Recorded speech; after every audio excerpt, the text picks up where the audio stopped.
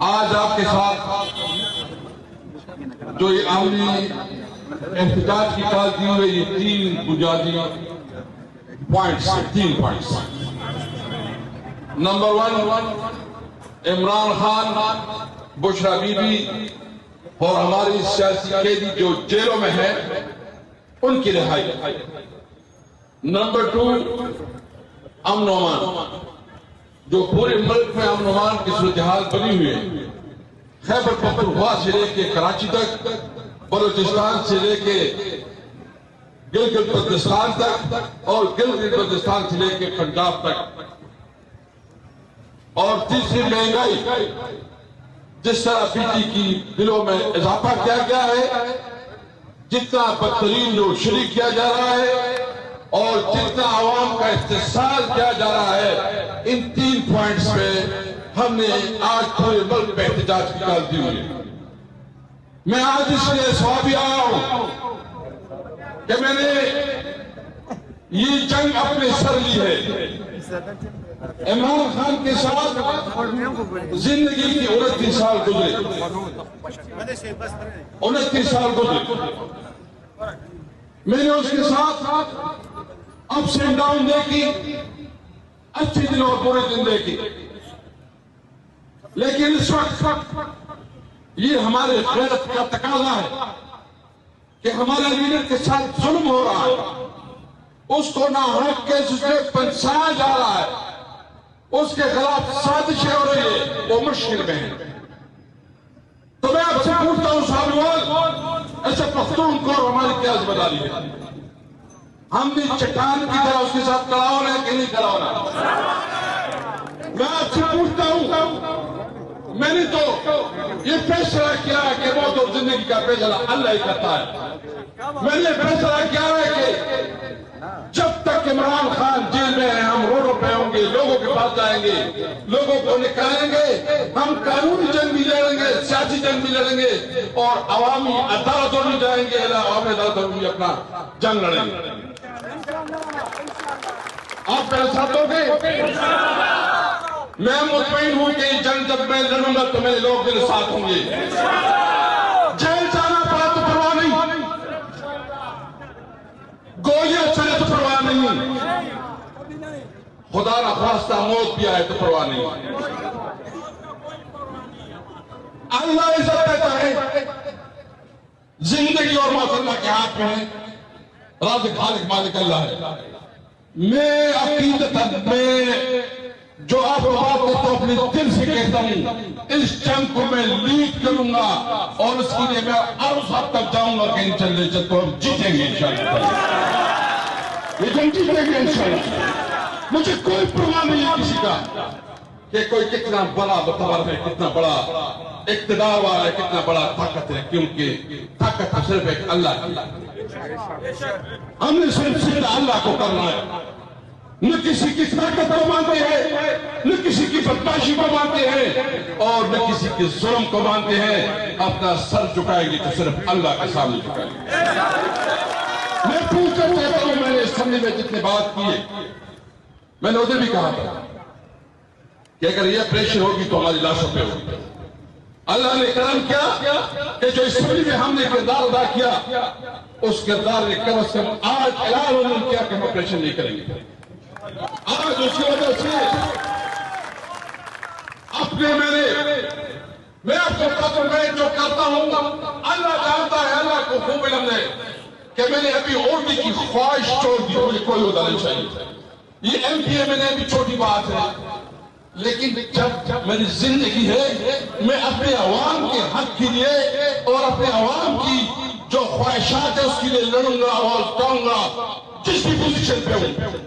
میرا بس چلے، میرے پاس جتنا طاقت ہوگا، میرا قیمت جتنی بھی ہوگی وہ اپنی عوام کی اور اس ملک کی خدمت کی ہوگی. میں نے اسے بھی کہا، میں نے خان صاحب کو بھی میسج کیا اور میں اپنی پارٹی کو کہا ہے کہ مجھے کوئی کمیٹی چاہیے، نہ مجھے کوئی عہدہ چاہیے، نہ پارٹی کا عہدہ چاہیے. میرے ساتھ عوام کی محبت اور عوام کا جو میرے ساتھ ایک گٹھ جوڑ ہے، یہ گٹھ جوڑ میں نہیں کافی ہے. لیکن میں انشاءاللہ آپ کو بتاؤں گا، اللہ کرے گا عمران خان کو ہم نکالیں گے اور اس اس حکومت کو گھر بھیجیں گے انشاءاللہ تعالی. اس حکومت سے نجات پائیں گے انشاءاللہ تعالی. یہ کہتے ہیں کہ ہم تو بس آئے ہیں جس چیز کی وجہ سے آئے ہیں تو ہمارے پاس وہ ہو کے نہ ہو, ہم تو بیٹھے ہیں. تم یاد رکھو, تم نے عوام کی غیظ و غضب اور عوام کی طاقت کا آپ نہیں سمجھے. جب یہ عوام نکلیں گے تو تمہارے پاس کوئی نہیں رہے گا. تمہیں اس گلیوں چوچوں میں چلنا کھینچیں گے. تمہارا کیا خیال ہے کہ تم جھوٹے مینڈیٹ بن کے شہباز شریف تم وزیر اعظم بن کے تم ہمارے خلاف ظلم و جبر کرو, ہمارے ایم ایل اے کو اغوا کرو, ہمارے ایم ایل اے کو آپ بڑے بڑے آفر کرو, آپ وزارتوں کے آفر کرو, آپ کہو کہ میں حکومت چلاؤں گا. میں آپ کو بتاؤں انشاءاللہ اس سال میں آپ کی حکومت ختم ہوگی انشاءاللہ تعالی. حکومت کی ویسی بھی پاؤں پھسل گئے ہیں, آپ کے پاؤں پھسل گئے ہیں. آپ نے جو بجلی کی قیمتوں میں اضافہ کیا, آپ کو جس طرح خرید. تو تین چیزیں, اور تو یہ ایک اوور بلنگ کا مسئلہ ہے اور ایک لوڈ شیڈنگ کا مسئلہ ہے. دیہاتی علاقوں میں, پاکستان بھر میں, بالخصوص سندھ کے اندر اور کے پی کے اندر اور دیگر جگہوں پہ بہت زیادہ لوڈ شیڈنگ ہو رہی ہے. اور شہر کے اندر بھی ان علاقوں میں جہاں پہ تھوڑے سے غریب لوگ رہتے ہیں, جہاں پہ جن کی آواز کم ہے, جن کا اتنا کنیکشن نہیں ہوتا ہے, ان علاقوں میں بہت زیادہ لوڈ شیڈنگ ہو رہی ہے. لیکن کمال یہ ہے کہ لوڈ شیڈنگ ہونے کے باوجود بھی بجلی کے بل کم نہیں ہو رہے. آپ 12 گھنٹے بجلی نہیں دے رہے لیکن بجلی کے بل اتنے ہی دے رہے ہیں. تو ہمارا مطالبہ تمام پاکستان کی ڈسٹریبیوشن کمپنی سے ہے. لیکن کل کراچی کے سامنے, ہم کراچی کے اندر کراچی الیکٹرک کے سامنے یہ علامتی مظاہرہ کریں گے کہ آپ اوور بلنگ کو روکیں اور لوڈ شیڈنگ کو کم کریں. اور حکومت سے ہمارا مطالبہ ہے کہ اور بہت سارے عوامل ہیں جس کی وجہ سے بجلی مہنگی ہے. جیسے میں نے آپ سے کہا ہے کہ ٹی این ڈی لاسز جو ہے وہ نیپرا کے بتائے ہوئے اس سے 7% زیادہ ہیں.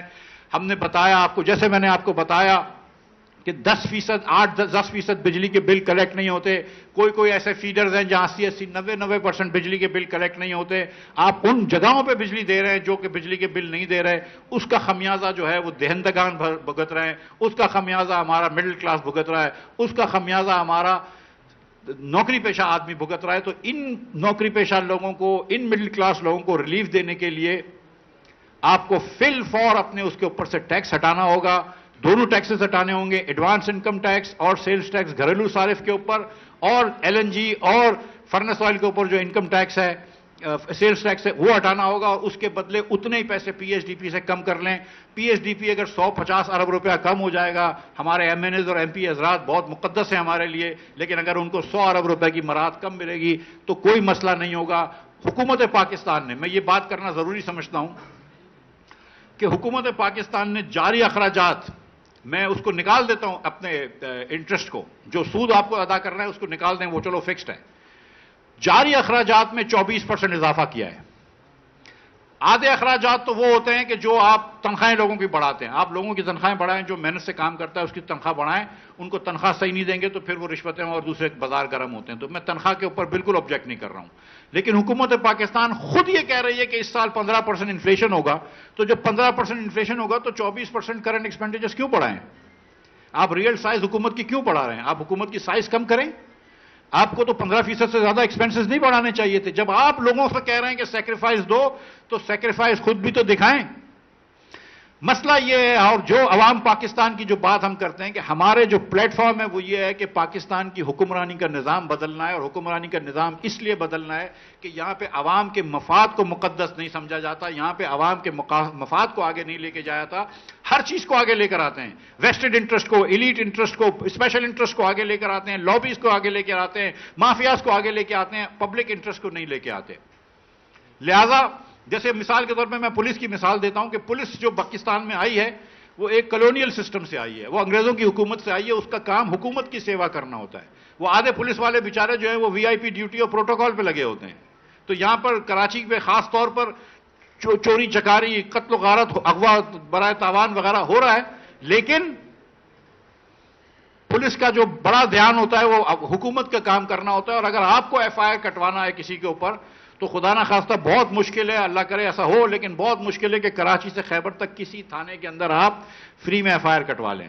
اور اس کی وجہ یہ ہے اس کی وجہ یہ ہے کہ فری ایف آئی آر اس لیے نہیں کرتے کہ پولیس والے جو ہیں، پولیس کا ادارہ وہ آپ کی خدمت کے لیے نہیں چلتا، وہ پاکستان کی عوام کے لیے خدمت کے لیے نہیں چلتا، وہ عوام کی خدمت کے لیے چلتا ہے اور وہ اپنے ان کے اہلکاروں کی خدمت کے لیے چلتا ہے۔ اسی طرح ہمارے جو بجلی کے محکمے ہیں وہ عوام کی خدمت کے لیے نہیں چلتے، بجلی کے محکمے ہمارے حکومت کی خدمت کے لیے چلتے ہیں، حکومت کی بہتری کے لیے چلتے ہیں، اور بجلی کے جو اہلکار ہیں ان کی خدمت کے لیے چلتے ہیں۔